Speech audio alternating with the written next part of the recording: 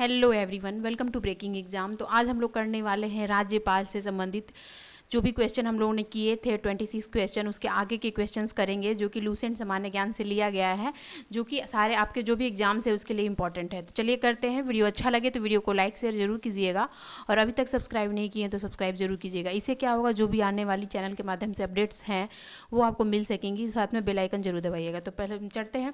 27 number question क्या कहता है वो देखते हैं। राज्यपाल को निम्न में से किस प्रकार की शक्ति प्राप्त नहीं है? ये चारों ऑप्शंस हैं उसके, इसमें से कौन सा ऐसा शक्ति है जो राज्यपाल को प्राप्त नहीं है? तो सही आंसर क्या होगा? सही आंसर है सी, सैन्य एवं राजनयिक शक्ति जो है वह राज्यपाल की शक्ति नहीं है। नेक्स्ट है, राज्यपाल निम्न में से किसकी नियुक्ति नहीं करता है?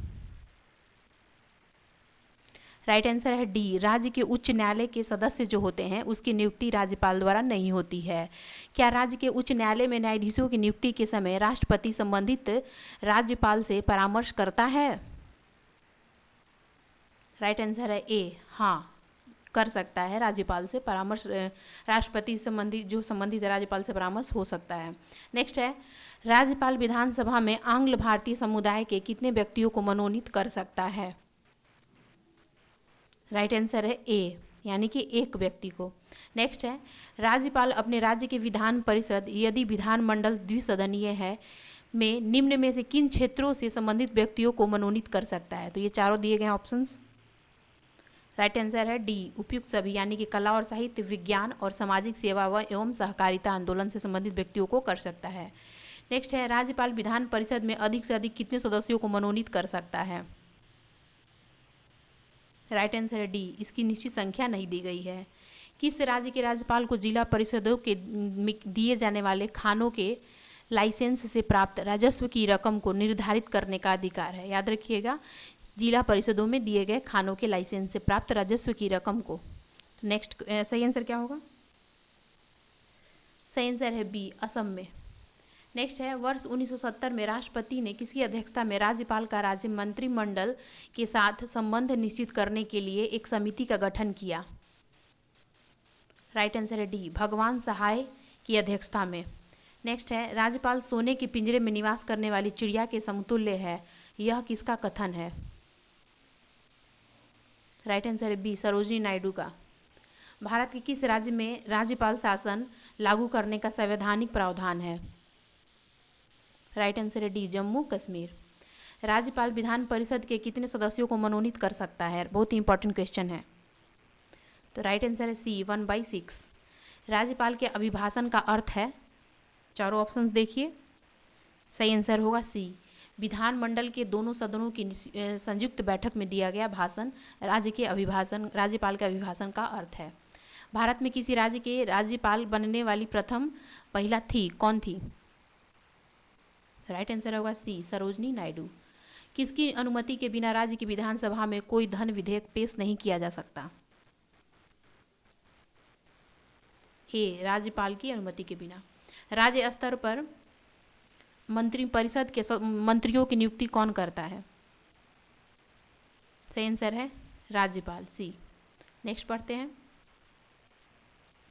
राज्यपालों के लिए एक मार्ग निर्देशक सिद्धांत निर्धारित करने की अनुशंसा किस समिति या आयोग ने की थी? प्रशासनिक सुधार आयोग ने। राज्यपाल की स्वस्थ भूमिका है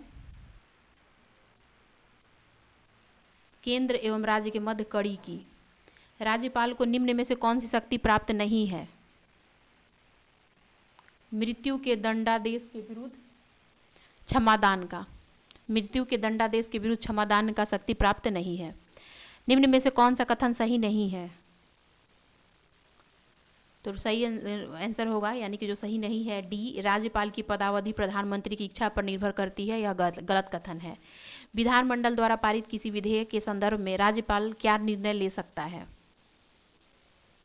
सही आंसर होगा डी, यानी कि स्वीकार कर सकता है अथवा अस्वीकार कर सकता है, पूर्ण विचार के लिए विधानमंडल वापस भेज सकता है, या फिर राष्ट्रपति की स्वीकृति के लिए सुरक्षित रख सकता है।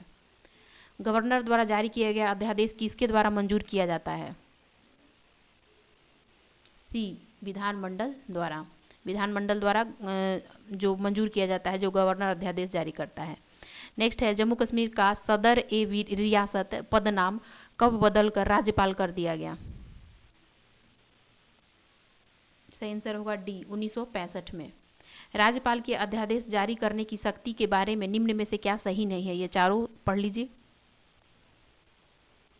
सही आंसर होगा डी, अध्यादेश जारी करने के लिए मंत्रियों की सहायता और सलाह की आवश्यकता नहीं होती है, यह कहना गलत होगा। नेक्स्ट बढ़ते हैं। किसी राज्य, मैं आपको केवल आंसर इसलिए बताती हूँ क्योंकि अभी एग्जाम में आपको बस टू द पॉइंट आंसर आगे, क्योंकि क्वेश्चन बहुत ज़्यादा है और मेरा टारगेट है पूरे बुक को ख़त्म करना। तो अगर मैं चारों ऑप्शंस को डील करूँगी तो बहुत ही समय लग जाएगा, 2-3 साल में भी लग जाए, क्योंकि वीडियो अपलोड करना होता है। तो इस वजह से केवल आपको बस इतना ही काफ़ी है, अगर केवल आंसर आप अच्छे से रिकॉल कर लें हर चैप्टर्स के। किसी राज्य के राज्यपाल को निम्न में से किसकी शक्ति प्राप्त नहीं है? तो सही आंसर होगा सी, विधानसभा स्थगित करने का।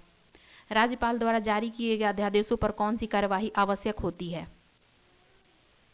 राइट आंसर है बी, राज्य विधानमंडल की स्वीकृति जो होती है यह आवश्यक होती है। नेक्स्ट बढ़ते हैं।